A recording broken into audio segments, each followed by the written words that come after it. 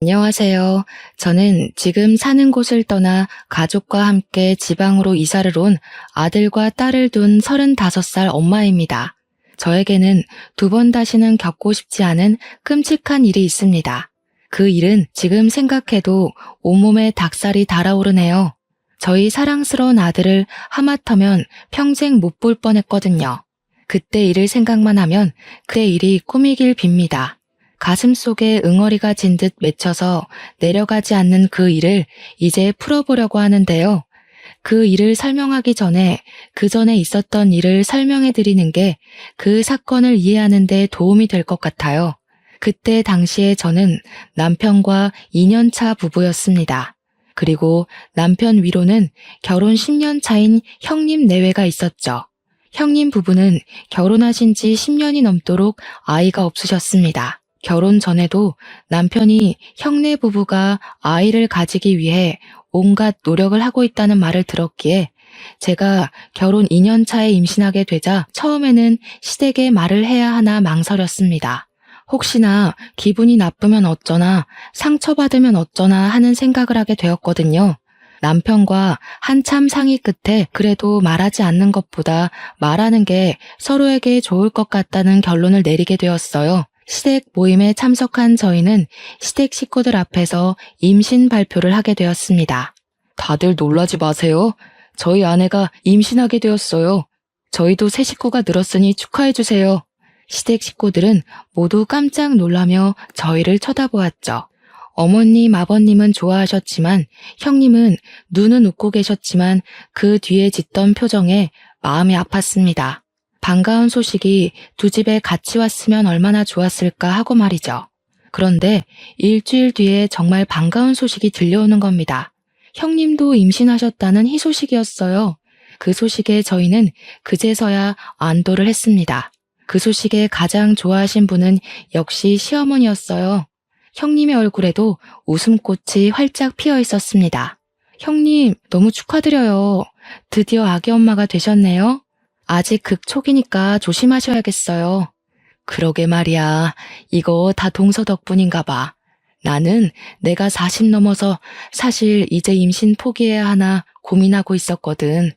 시험관도 번번이 실패하고 정말 우울했는데 동서가 임신하자마자 내가 임신했잖아. 동서 뱃속에 복덩이가 들어앉았나 보네. 그러게 말이다. 둘째가 복덩인가 보다. 너무 잘 되었어. 그네 너는 특히 조심해야 한다. 이제 노산이라서 많이 힘들 거야. 항상 조심하고 힘든 일 있으면 나를 부르거라. 아유, 어머니 너무 걱정하지 마세요. 어머님은 특히 형님의 임신 소식에 더욱 형님을 챙기셨어요. 40이 넘은 노산의 초산이라 정말 힘든 시기를 같이 보내셨다고 했으니 더욱 애지중지 챙기셨습니다. 이제 어머님도 두 발 쫙 뻗고 주무실 수 있을 것 같네요. 두 분 다 너무 고생하셨어요. 동서 말도 마. 정말 마음고생이 심했어. 다른 사람들은 착상이라도 해보고 유산도 해보는데 나는 아이들이 착상도 하지도 않고 그대로 미끄러져 내리니까 너무 마음이 아프더라고. 보통 착상이라도 하면 임신 가능성이 있다고 본다고 하던데 나는 그것도 없었으니까. 형님은 손으로 아직 납작한 배를 문질렀습니다. 얼마나 그 아이가 각별한지 알 수 있었죠. 저도 그래서 형님의 아이가 건강하게 태어나길 기도하고 또 기도했습니다. 저희는 동시에 임신하게 되면서 많은 것을 공유했어요. 태교 정보나 육아용품 정보 등을 서로 나누었죠. 저희가 도란도란 앉아서 그런 것들을 인터넷으로 살피고 있으면 어머님은 동서 사이가 오해가 좋아서 좋다고 하시곤 하셨습니다. 시모들이 사이가 좋아서 아이들도 사이가 좋겠구나. 꼭 친형제처럼 지내겠어. 그러게요. 이제 보니 형님 예정일 언제신 거예요? 저는 9월 15일이에요. 형님은 저를 보고 당황하시더니 어색한 미소를 지어 보이더라고요. 아, 난 9월 23일이야. 어머, 그러고 보니 그럼 같은 달에 태어나는 거네요? 성별은 아직이겠네요. 아들일까 딸일까요? 너무 궁금한데 4, 5개월 정도는 되어야 나온다고 하네요. 그러게 말이야. 아들이고 딸이고 그냥 둘 다 건강하게 낳았으면 좋겠다. 그러게요, 형님. 병원은 어디 다니세요? 저랑 병원 같이 가요. 아, 나는 따로 다니는 병원이 있어. 회원제 병원이라서 동서 추천하고 싶은데 어렵네. 저는 그때까지 깜빡 잊고 있던 게 생각이 났습니다. 형님은 평범한 시댁과 어울리지 않을 정도로 부잣집 딸이라는 거였죠. 오랜 기간 연애를 했지만 친정의 반대에 형님은 결혼을 하겠다고 우기셨나 봐요. 당시 아주버님은 사법고시를 앞두고 계셨다고 했습니다. 형님의 친정에서는 아주버님이 사법고시에 합격하게 된다면 결혼을 허락한다고 했나 봐요. 아주버님은 결혼을 위해 1년 가까이 칩거하시면서 시험을 보고 합격하셨다는 에피소드를 듣게 되었죠. 저는 형님 집안이 얼마 정도인지 부자인지는 잘 모르지만 형님이 가끔 주는 선물을 친구들에게 보여주면 명품이라는 말을 듣게 되었어요. 저는 사실 명품에 눈이 박지 않아서 그런 걸 잘 모르거든요. 그래서 평소에는 형님이 부자인 것을 느끼지 못하고 살았는데 막상 산부인과도 회원제로 운영된다고 하니 입이 벌어지더라고요. 그래서 형님이 임산부에 좋은 영양제 등을 주면 너무 감사하다며 넙죽넙죽 받았습니다. 그리고 저희 아이들의 성별을 알 수 있는 개월수가 다가왔을 때 저와 같은 아들이라는 말에 서로 정말 좋아했어요. 그런데 어머님은 같은 아들인데도 형님의 아이에게 더 정성을 쏟으셨죠. 아무래도 집안 장손이다 보니 그렇겠거니 해도 눈으로 티가 나게 그렇게 차별을 두셨습니다.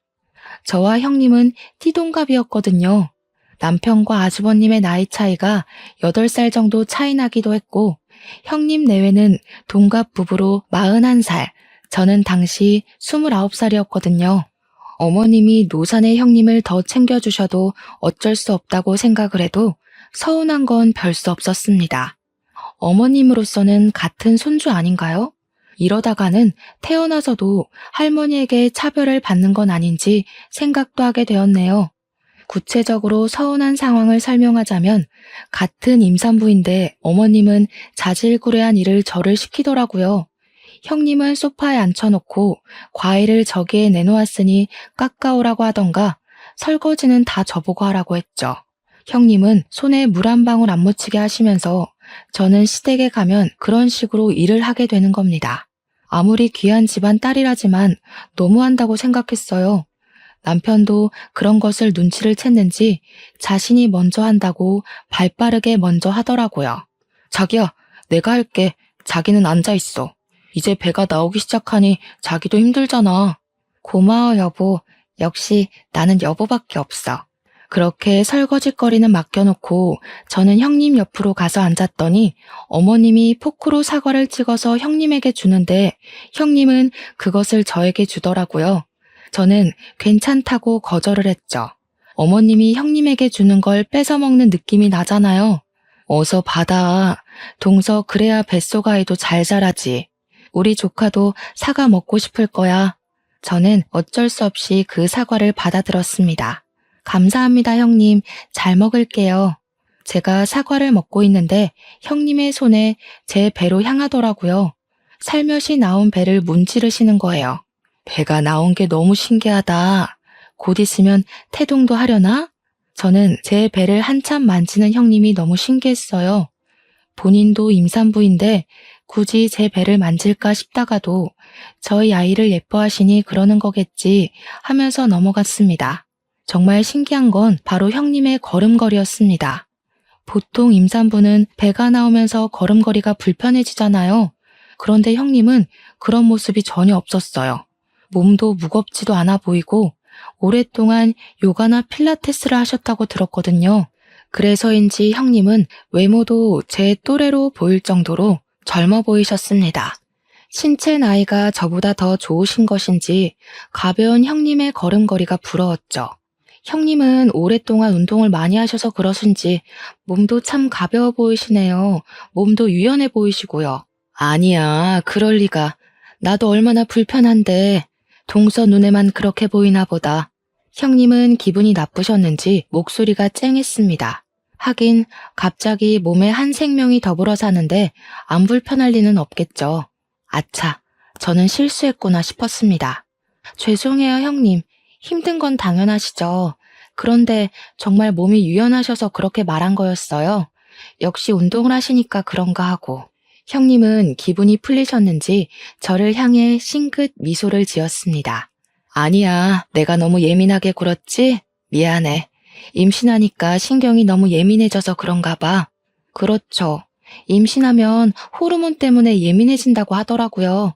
빨리 뱃속에서 나왔으면 좋겠어요. 그러게 말이야. 저희는 임신과 육아에 관한 이야기를 자주 나누었던 것 같아요. 물론 친구들과도 그런 이야기를 하고는 하지만 형님은 저와 그런 이야기를 하는 것을 유독 좋아하셨기 때문에 더 자주 이야기를 하게 되었어요.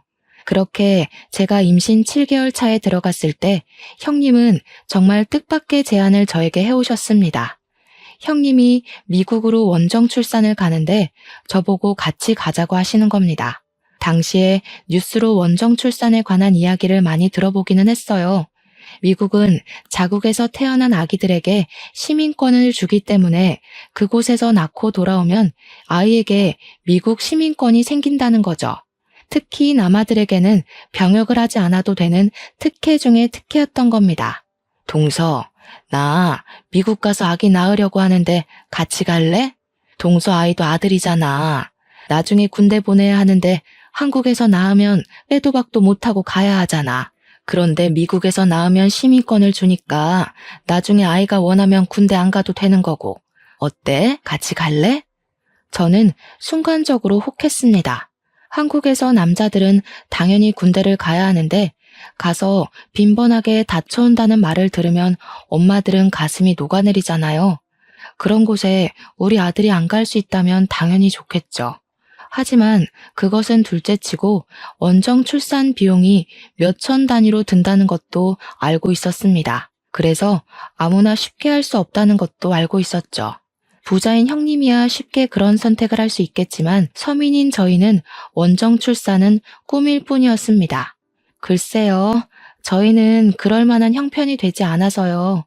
뉴스 보니까 몇천만 원이나 든다고 하던데 너무 부담스럽네요. 어머, 내가 동수한테 돈 내라고 하겠어? 너무 걱정하지 마.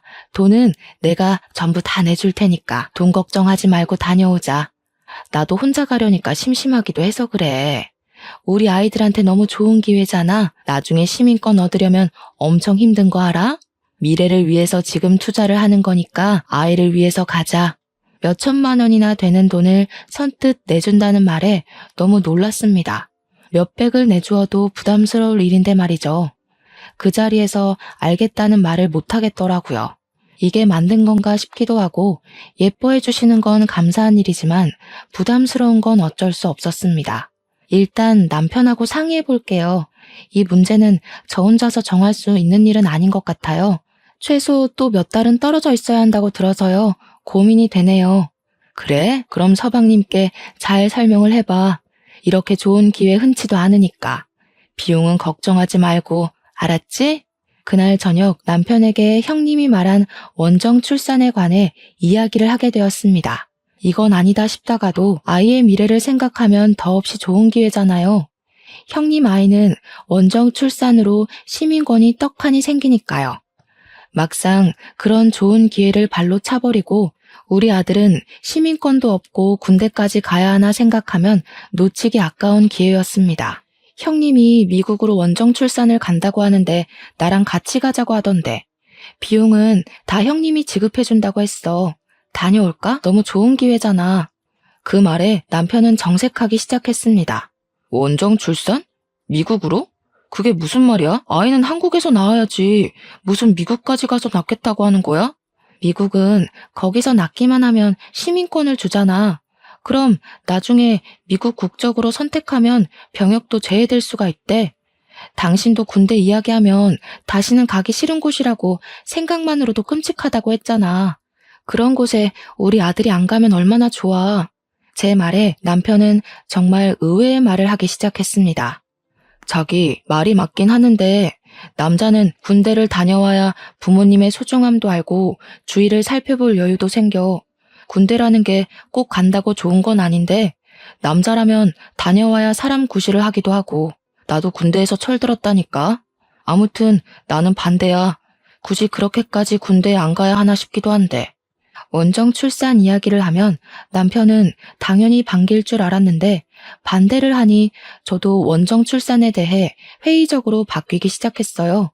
해외까지 가는 것도 부담스럽고 남편 없이 몇 달을 떨어져 있는 것도 괜히 싫어지더라고요. 그리고 출산 후에 친정엄마도 못 볼 생각을 하니까 앞이 까마득하게 바뀌기 시작했죠. 그 순간 그래, 남편 말이 다 맞지 라는 생각을 하게 되었습니다. 저는 형님에게 전화해서 해외 원정을 거절하게 되었어요. 여보세요? 아, 형님. 남편이랑 상의를 해봤는데요. 아무래도 해외 원정은 안 될 것 같아요. 서방님이 반대하는 거면 내가 설득해주면 어떨까? 잘 말해볼게. 너무 좋은 기회잖아. 아니에요. 저도 막상 나가려니까 친정엄마 옆에서 있는 게 더 좋을 것 같아서요. 아이가 비행기 탈 때까지 몇 달간 떨어질 생각을 하니까 못 갈 것 같아요. 그렇구나. 그렇지. 임신하고 출산하면 엄마가 더 보고 싶을 테니까. 알겠어. 동서가 싫다고 하면 나도 더 권유하지 않을게. 그런데 며칠 후에 어머님이 저에게 전화하시는 겁니다. 너희 형님이 미국으로 원정 출산을 가자고 하는데 왜 안 가겠다고 하는 거니? 이게 얼마나 좋은 기회인 거 모르는 거야? 너희 형편으로는 어림도 없는 일이잖아. 그런데 왜 안 가겠다고 하는 거니? 어머님은 저희가 원정 출산을 가지 않는 것에 화가 단단히 나신 것 같았습니다. 아, 네, 어머니. 남편이 반대하네요. 남자는 군대를 다녀와야 철이 든다면서요. 저도 어쩔 수가 없어요. 남편이 반대하면 네가 설득해야지. 그것 하나 설득을 못하는 거야? 아무튼 원정 출산 가라. 너희 형님이 너를 가엾게 여겨서 챙겨준다고 하는데 그렇게 거절을 하면 되겠니? 어머니, 죄송해요. 저도 막상 가려니 몇 달을 거기 있어야 한다고 하니까 좀 그래서요. 저희는 괜찮으니까 형님 혼자 다녀오라고 하세요. 너는 끝까지 진짜 아이 생각은 하나도 하지 않는구나. 어떻게 엄마가 되어서 그럴 수가 있다니? 제가 싫다고 해도 어머님은 한동안 저에게 전화하셔서 원정 출산을 가라고 하는 겁니다. 저는 그때마다 거절했더니 어머님은 제가 시댁에 가도 어머님은 저를 곱게 보시지 않았습니다. 그래도 어쩌겠습니까? 마음이 내켜야 그것도 가는 건데 어머님이 그렇게 나서서 저를 닥달하니 더욱 가기 싫더라고요. 그렇게 해외 원정 사건이 지나가고 막달이 다 되어가고 있었습니다. 시댁에 모여 밥을 먹고 다들 도란도란 이야기하고 있었는데 형님이 저에게 다른 이야기를 했습니다. 동서, 이제 막달인데 출산할 병원은 정했어? 네, 제가 다니는 병원에서 분만도 가능하다고 해서 그냥 다니는 병원에서 하려고요. 그럼 내가 다니는 병원에서 출산하는 건 어때? 형님이 한국에서 출산한다는 말에 깜짝 놀랐습니다. 당연히 형님은 원정 출산을 할 능력이 있으시는 분이니 미국에서 출산할 거라고 생각을 했으니까요. 형님, 미국에서 출산하시는 거 아니셨어요? 한국에서 출산하시는 거예요? 아, 응. 나도 혼자 가기 싫어서 동서한테 같이 가자고 한 건데 동서가 안 간다고 하니까 나도 가기 싫어졌어. 내가 다니는 병원이 회원제라고 했잖아. 거기 예약 잡기도 어려운데 겨우 한 자리 남아서 어렵게 구했어. 회원제 병원이요? 정말 좋은 병원일 것 같기는 한데 저는 또 고민이 되었습니다.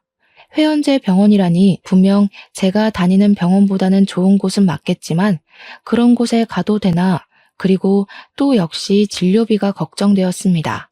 병원이 회원제고 고급이니까 출산 비용과 입원비가 비쌀 테니까요. 형님은 눈치 빠르게 저의 걱정거리를 캐치하셨죠. 아유, 진료비 때문에 그러는 거야? 그건 걱정하지 말고 내가 다니는 병원으로 가자. 거기는 출산하면 바로 산후조리랑 같이 케어해주니까 옮길 필요도 없이 관리가 가능하다니까. 다시 큰돈을 들이면서까지 저를 살펴준다는데 좋기도 했지만 심적으로 부담감이 들었습니다. 형님의 도움을 또 거절하자니 형님이 크게 실망을 할 것 같았습니다. 제가 한참을 말 못하고 가만히 앉아있자 옆에 계시던 어머님이 형님을 거들었어요. 아유, 그게 무슨 고민이라고 그러고 있니? 네 형님이 이렇게까지 신경을 쓰고 있는데 그냥 네 하고 가면 되는 거야. 어머니의 말이 맞기도 했죠. 이 모든 게 저를 위한 형님의 마음인데 더는 거절하지 않기로 했습니다. 네, 어머니 형님, 저도 그 병원으로 갈게요. 형님이 어렵게 구한 자리인데 안 가는 것도 저한테 손해일 것 같네요. 그래, 정말 잘 생각했어. 안 가면 손해인 곳이라니까. 동서가 간다고 하니까 내가 마음이 놓인다. 그때는 그곳이 저의 불행의 시작이 될 줄은 생각하지 못했습니다. 역시 세상에는 공짜란 없는 것인데 말이죠. 저는 출산 예정일을 일주일 정도 남겨두고 형님과 함께 그 산부인과로 향하게 되었습니다. 예약제로 운영된다고 하는 산부인과는 인적이 드문 산속에 있었습니다. 그렇게 크지 않은 2층 건물이 꼭 산부인과라고 하기보다는 별장 같은 저택 같은 느낌이었죠. 간판도 없는 모습에 모르는 사람들이 온다면 그냥 집으로 착각할 정도였어요. 그래도 주위가 산이다 보니 상쾌한 나무 향기에 새소리까지 들리니 왜 산에 있는지 대충 짐작은 갔습니다. 심신이 안정되는 느낌이었으니까요. 안으로 들어가니 겉모습과는 다르게 정말 병원이었습니다. 예약된 산모 또한 저와 형님 두 사람밖에 없더라고요. 우리를 위해 있는 의사와 간호사, 그리고 식사와 청소와 아이들의 케어를 해주는 분까지 총 6명이 있는 작은 병원 느낌이었죠. 제가 지낼 병실로 들어가니 병실도 호텔 스위트룸처럼 널찍하게 꾸며져 있는 겁니다. 이렇게 좋은 곳에 지내도 되는지 걱정이 되었습니다. 형님, 시설이 너무 좋은데요. 이런 곳은 너무 비싸지 않아요? 뭘 그런 걸 걱정하고 그래. 일단 심신적으로 안정을 취해야 하지 않아? 너무 걱정하지 말고 편하게 지내. 내가 동서한테 이 정도도 못 해주겠어? 형님의 말에 너무 감사하고 또 고마웠습니다. 그렇게 정말 며칠은 왕비 대접이라도 받는 것처럼 마음 편히 그곳에서 지내게 되었습니다. 이런 곳에서 아이도 낳고 또 산후조리까지 받을 수 있다니 형님은 출산 후에는 가족까지 같이 와서 지내도 된다고 하는 겁니다. 역시 돈이 좋구나 하고 있었는데 순간 아랫배가 뭉치듯이 아파왔습니다. 꼭 엄청난 생리통이 밀려오는 그런 느낌이 드는 게 너무 놀랐죠. 아직 출산 예정일도 3일이나 남은 상태였습니다. 병실에 있는 벨을 누르니 간호사가 달려와 저를 살펴보고 진통이 오는 거라고 말하더라고요. 처음 느껴보는 진통에 저는 간호사를 따라 분만실로 향했습니다. 진통 간격도 빨라지고 조금 좋아졌다 싶으면 다시 밀려오는 고통이 얼마나 심하던지 옛날 엄마들이 애 낳다가 죽는다는 말이 괜히 나오는 게 아니구나 싶었습니다. 그렇게 정신없이 시간이 흘렀습니다. 남편과 엄마 생각이 간절한데 핸드폰을 병실에 두고 와서 전화할 수도 없는 겁니다. 저는 제 옆에서 저를 지켜보는 형님에게 전화해달라고 했어요. 형님, 남편 좀 불러주세요. 엄마도 불러주시면 감사하겠어요. 형님은 제 손을 꽉 잡으셨죠. 알겠어. 너무 걱정하지 말고 마음 편하게 있어. 서방님은 내가 부를 테니까. 알겠지? 곧 형님도 출산을 하실 텐데도 너무 태연한 모습이었습니다. 다시 밀려오는 산통에 비명을 질렀습니다. 간호사가 제 다리 사이에 손을 집어넣더니 곧 아이가 나온다고 하면서 형님을 밖으로 밀어내는 겁니다. 결국 남편도 없이 아이를 출산하게 되었습니다. 아이를 낳은 것까지는 기억하는데 그 뒤는 하나도 기억이 나지 않았습니다. 눈을 떠보니 제 병실이었거든요. 밑은 아직도 빠질 것처럼 아리고 쓰린데 배는 무언가 빠진 듯 가벼웠습니다. 정말 아이를 낳은 건가 싶어 몸을 일으켜 아기 침대를 바라보았죠. 아기 침대에 있어야 할 아이가 없는 겁니다. 미리 들은 말로는 모자 동반 병실이었거든요. 침대 위에 있는 배를 눌렀더니 간호사가 병실로 달려왔습니다. 제 아이는 어디에 있나요? 검사 받으러 갔나요? 그런데 간호사가 아무 말 하지 않는 겁니다. 입을 꼭 다물고 가만히 서 있는 게 너무 이상했죠. 왜 말 안 해주세요? 제 아이 어디에 있는 거냐고요? 아기 침대에 있어야 하는 거 아닌가요? 아이가 태어난 직후에 사망했어요. 폐호흡을 해야 하는데 못했습니다. 순간 머릿속으로 이해가 안 됐습니다. 아이가 죽다니, 그것도 태어나기 직전까지 멀쩡한 아이가 말이죠. 자리에서 벌떡 일어나서 간호사에게 다가갔는데 저를 밖으로 못 나가게 막아서더라고요. 저를 왜 막는 거예요? 일단 심신의 안정을 취하시는 게 먼저인 것 같습니다. 진정하세요. 아이가 죽었는지 확인을 해야 할 거 아니에요. 당신 말만 믿고 어떻게 제 아이가 죽었다고 믿을 수가 있는 건데요. 일단 진정하세요. 이제 막 출산을 하셔서 심신 안정이 먼저세요. 저는 간호사를 밀치고 병실 밖으로 뛰쳐나갔습니다. 형님이 놀란 눈으로 복도 끝에서 갓난 아이를 안고 서 계시더라고요. 저는 그 아이가 제 아이라는 걸 직감하고 형님에게 다가갔죠. 그 아이, 제 아이죠? 그렇죠. 이리 주세요. 제 아이 돌려주세요. 무슨 말이야, 동서. 이 아이는 내 아이야. 형님은 아직 출산도 안 하셨잖아요. 그런데 어떻게 그 아이가 형님의 아이라고 말을 하시는 건데요? 동서가 출산하고 기절해 있는 동안 나도 출산을 했어. 방금 일어나서 아이를 품에 안은 거고. 말도 안 돼. 그게 가능한 일이에요?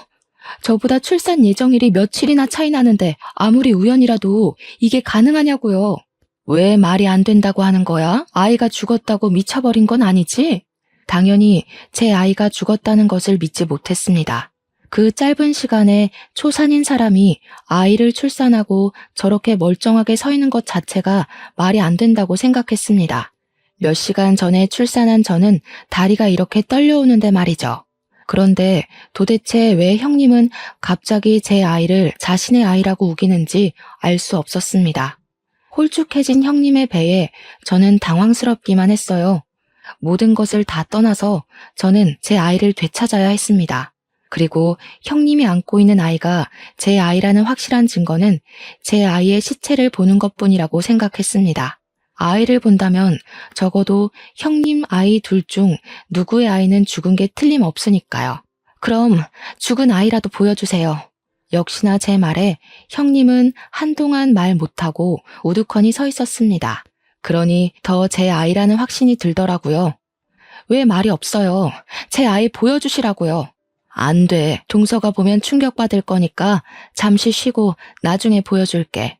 제가 형님에게 다가가자 형님이 뒷걸음치는 겁니다. 아이가 다칠까봐 형님에게 달려들어 아이를 뺏을 수조차 없었습니다. 더 이상 형님을 자극하면 아이가 위험해질 것 같았습니다. 아이를 위해 한 발 물러서기로 했죠. 일단 방으로 돌아와 남편에게 전화했습니다. 여보, 내가 아이를 낳았는데 형님이 우리 아이를 데리고 가서 주지를 않아. 빨리 와. 어서 와. 너무 무서워. 그게 무슨 말이야? 형수가 어쨌다는 거야? 저는 울먹이며 그냥 일단 오라고 소리를 질러버렸죠. 남편에게 길게 설명할 정신도 없었습니다. 이 상황이 기가 막히고 어이가 없었으니까요. 1시간 뒤에 남편과 아주버님 어머니가 함께 산부인과로 찾아왔습니다. 시댁 식구들이 오자 저는 그동안의 상황을 설명했습니다. 다 제 편을 들어주고 제 아이를 찾아줄 것이라고 생각을 했지만 저의 이야기를 들어주는 건 오직 남편밖에 없는 겁니다. 상황을 바르게 판단할 줄 알았던 아주버님까지 그 아이는 본인들 아이라고 하니 정말 팔짝 뛸 노릇이었습니다. 저 아이는 저희 아이가 확실해요. 어떻게 우리 아이를 재수 씨 아이라고 우길 수가 있는 겁니까? 제 말 못 들었어요? 형님은 진통도 안 했다니까요? 아이를 낳고 저렇게 멀쩡할 수가 없다고요. 그게 무슨 말도 안 되는 말입니까? 제 아내 말로는 재수 씨가 출산 후 기절한 시간이 무려 5시간이 넘는다고 하던데요. 재수 씨가 진통할 때 본인도 살짝 아파져도 내색도 못하고 참았다고 합니다. 재수 씨가 아이 낳으니 그제야 출산했다고 말했습니다. 아주버님까지 제 아이를 자신의 아이라고 우기니 기가 막혀 왔습니다. 그럼 죽은 아이는 왜 안 보여주는 건데요? 보여주기라도 하면 제가 이렇게 미칠 것 같지는 않죠. 그래요. 아이를 보여주세요. 죽은 아이라도 보여주어야 우리가 아이의 죽음을 받아들이든지 하죠. 아이 시체가 없어서 그래요. 동서가 충격을 받을까봐 벌써 화장을 해버렸어요. 몇 시간 사이에 아이를 화장하다니 형님은 다시 거짓말을 하고 있었습니다. 도대체 왜 이러는 거예요? 그럼 그 아이 유전자 검사라도 해요. 그럼 확실하죠. 아니라고 하면 제가 아이를 포기하겠습니다. 제가 그 말을 꺼내자 갑자기 어머님이 화를 내시는 겁니다. 너는 어떻게 네 형님을 못 믿고 그렇게 우기는 거냐? 이 형님이 어디 그런 거로 속이는 사람이든? 너한테 얼마나 잘했니? 응? 아무리 아이가 잘못되었다고 해도 너를 위해 이렇게까지 신경 써준 사람에게 이런 식으로 몰아세우면 쓰니? 저에게 그런 태도를 보이는 시어머니께 너무나 속이 상했습니다. 아무리 형님이 예쁘고 살가워도 어머니만큼은 중립을 지켜야 하는 거 아닌가요? 형님이 거짓말을 하든 제 아이가 정말 죽어 제가 정신이 나간 상태였어도 말입니다. 모두 그렇게 저를 몰아세우니 정말 눈이 돌았습니다. 그 상황에 눈이 안 돌아가는 게 비정상 아닌가요? 처음부터 이상했습니다. 자신의 몸보다 제 뱃속의 아이를 이뻐했던 형님이 너무 가벼운 그 몸짓까지 그제야 무언가 맞추어지지 않은 퍼즐이 맞춰지는 기분이 드는 겁니다. 이 비싼 병원까지 말이죠. 이 병원에 몇 안 된 사람들도 다 형님이 저를 속이기 위한 사람들로 보이는 겁니다. 그때 형님이 처음부터 임신하지 않은 게 아닐까? 라는 생각하게 되었죠. 처음부터 계획적이었어요? 제 아이를 빼앗기 위해 이런 짓을 꾸민 거예요? 도대체 무슨 이야기를 하는지 모르겠네. 형님, 임신을 안 하신 거죠? 제 아이를 빼앗기 위해서 임신한 연기를 한 거예요? 아니야. 도대체 무슨 말을 하는 거야?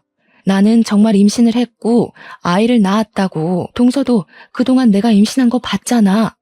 얼굴이 시뻘개진 형님이 저를 향해 소리를 꽥 질렀습니다. 그래도 아이를 이대로 가만히 뺏길 수는 없었습니다. 그럼 검사해요.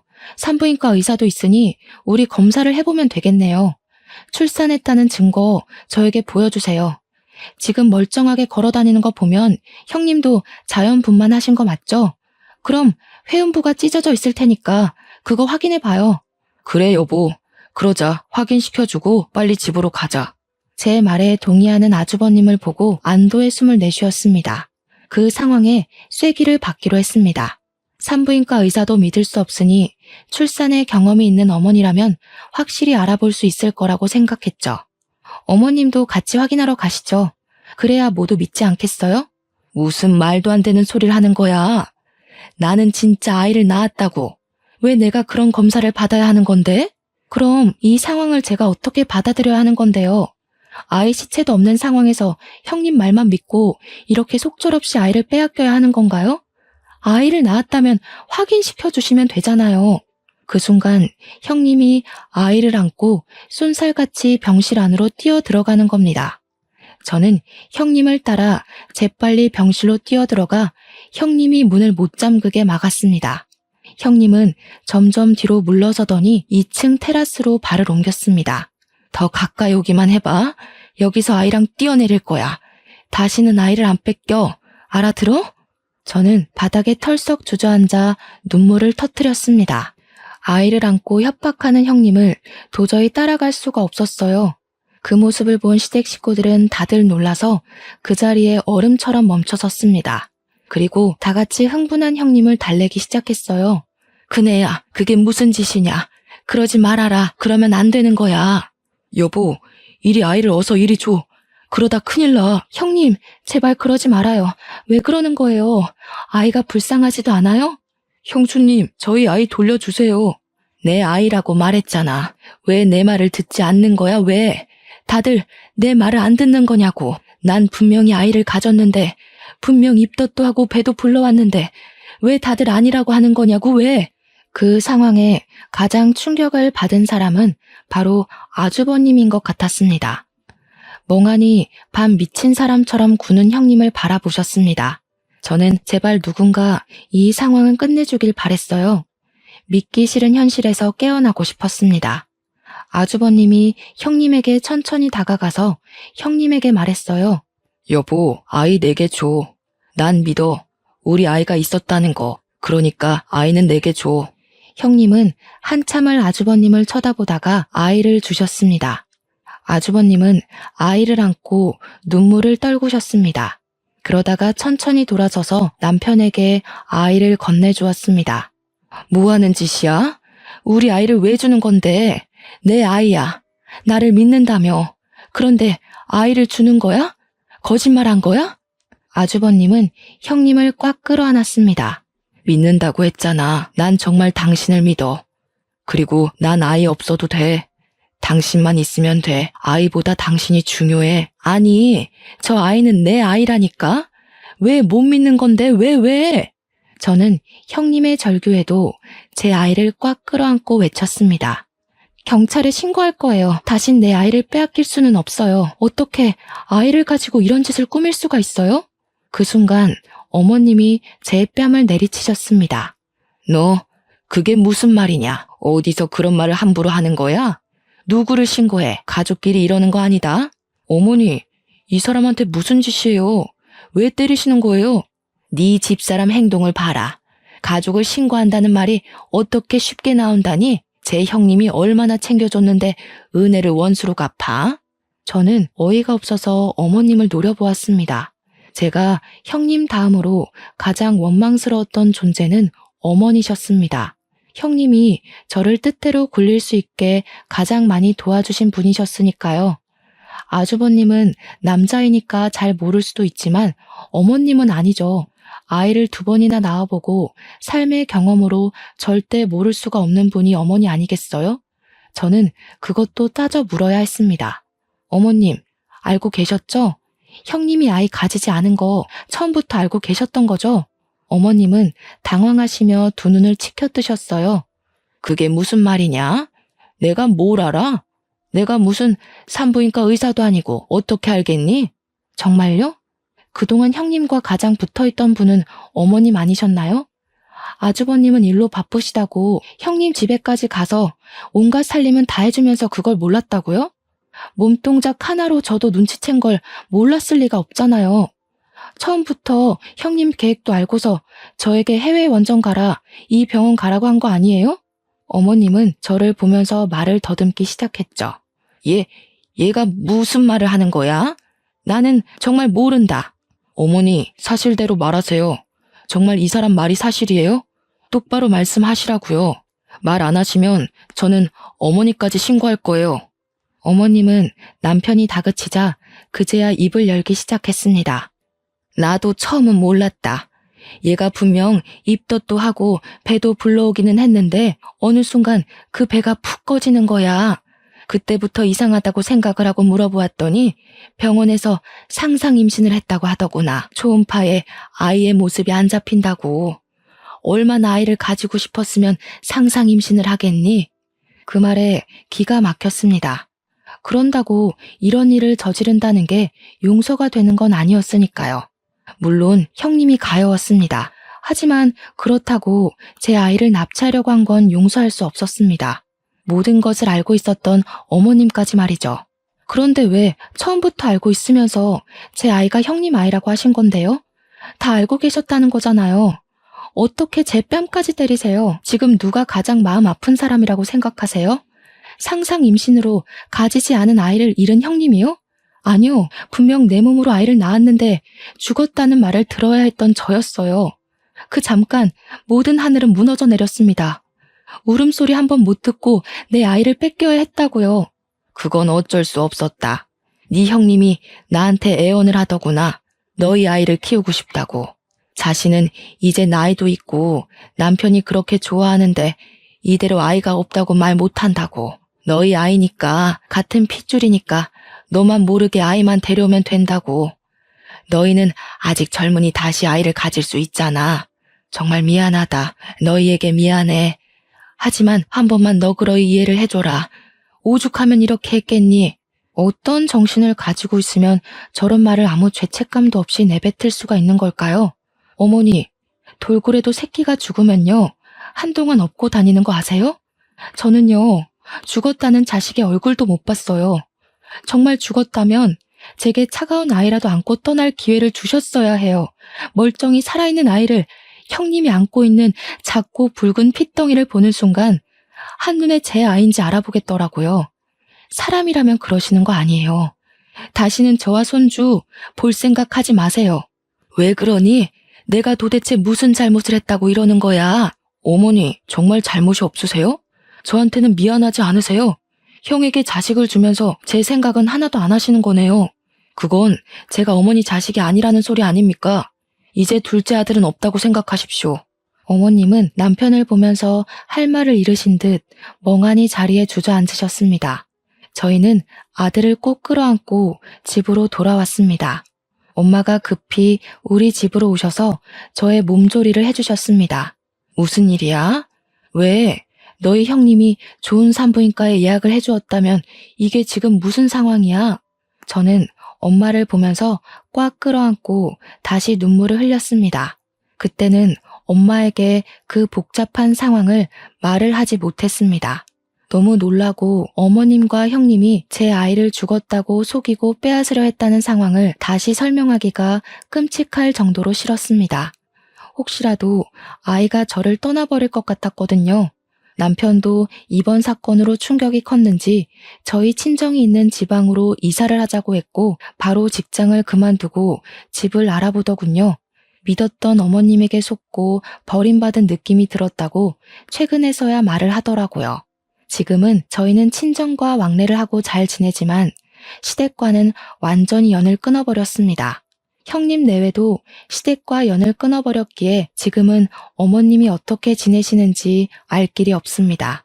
남편은 가끔 형과 연락은 주고받고는 하지만 서로 얼굴은 보지 않더군요. 남편에게 전해 들은 말로는 형님은 그 뒤에 정신분열증 증세를 보였다고 합니다. 분명 임신했는데 왜 아이가 없는 거냐며 아이를 낳았는데 아이가 없다고 어디 있냐고 소리를 지르면서 밖으로 뛰쳐나가길 반복했답니다. 길거리를 헤매고 다니면서 보이는 아이를 납치하려고 하는 일까지 벌어지면서 지금은 정신병원에 입원 중이라고 해요. 아주버님은 직접 제게 전할 수가 없으니 남편에게 미안하다고 전해주라고 했다고 합니다. 그때 당시에는 본인도 간절하게 아이를 원했기 때문에 눈앞의 진실을 보지 못했다고요. 형님이 얼마나 아이를 간절했으면 상상 임신을 했을까 싶다가도 그 일을 생각하면 결국 가여운 마음도 사라져버렸습니다. 형님이 한 짓은 절대로 해서는 안 되는 일이었고 우리 가족을 모두 철저히 속이고 농락한 거니까요. 멀쩡히 살아있는 아들을 가슴에 묻고 빼앗길 뻔했습니다. 지금은 잘 자라서 어린이집을 다니는 아들을 보면 뿌듯합니다. 그러면서 아직도 마음 한구석이 응어리처럼 맺혀 있는 것은 어쩔 수가 없네요. 사람의 고통 중에 가장 큰 고통이 자식을 잃는 고통이라고 했던가요? 저도 극히 공감하는 바입니다. 아주 잠깐이었지만 아직도 그 짧은 순간을 기억하면 세상이 무너져 내리는 것 같았으니까요. 다시는 아무도 그런 고통을 겪지 않기를 빌면서 이만 글을 줄이겠습니다. 저의 이야기는 여기까지입니다. 들어주셔서 감사해요.